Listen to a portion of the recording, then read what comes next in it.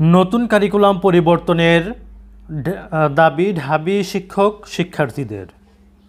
নতুন কারিকুলাম পরিবর্তন করার দাবি জানিয়েছে ঢাকা বিশ্ববিদ্যালয়ে শিক্ষক শিক্ষার্থীদের একাংশ। ছাত্র জনতার সম্মতিক্রমে এ দাবি জানিয়েছেন তারা। এছাড়াও কোটা সংস্কার আন্দোলনকে কেন্দ্র করে দেশব্যাপী শিক্ষার্থীসহ সাধারণ জনগণের উপর চালানো গণহত্যায় অভিযুক্তদের বিচারের আওতায় আনার দাবিতে র্যালি ও প্রতিবাদ করা হয়েছে। মঙ্গলবার 6 আগস্ট দুপুরে বিশ্ববিদ্যালয়ের অপরাজয় বাংলার পাদদেশে প্রতিবাদ সমাবেশ করেন তারা।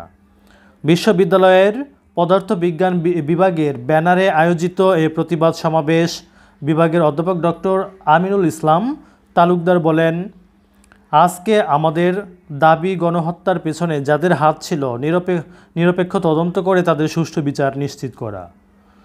তিনি বলেন, তারা দেশ বা দেশের বাইরে যেখানে থাকুক না কেন সেখান থেকে ধরে এনে গণহত্যার দায়ে তাদের বিচার করতে হবে।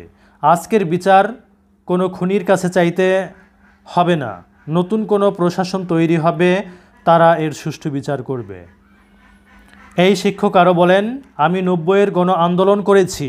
90-এর আন্দোলন শিক্ষার্থীদের এই গণ অভ্যুত্থানের কাছে ম্লান হয়ে গেছে। এমন হত্যাযজ্ঞ ঘটেছে একজন ব্যক্তি ও তার আশেপাশের লোকদের একঘেয়েমির কারণে।